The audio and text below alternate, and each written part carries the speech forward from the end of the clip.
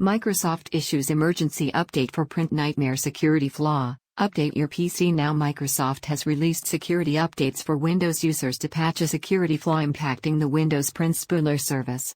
The vulnerability called PrintNightmare, that was discovered last week, allows attackers to remotely execute malicious code with system privileges and install programs, make changes in the existing programs, and create new accounts with full user rights.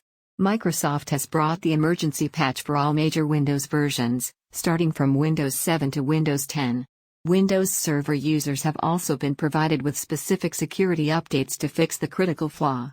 The list of Windows versions that have received the security updates to patch the PrintNightmare vulnerability comprises Windows Server 2004, Windows Server 2008, Windows Server 2012, Windows Server 2012 R2, Windows Server 2016, Windows Server 2019, Windows 7, Windows RT 8.1, Windows 8.1, and Windows 10.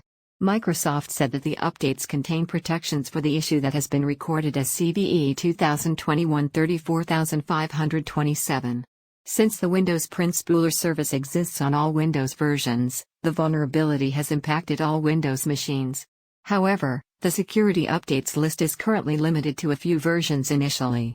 Microsoft said that it would update the remaining Windows versions soon.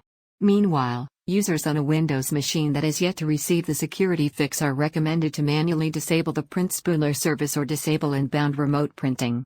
The Print Spooler can be disabled by passing the Stop Service Name Spooler Force and Set Service Name Spooler Startup Type Disabled commands through PowerShell. Inbound remote printing, on the other hand, can be disabled by going to Computer Configuration greater than Administrative Templates greater than Printers and switching off the Allow Print Spooler to Accept Client Connections option. You need to restart the Print Spooler service for the change to take effect.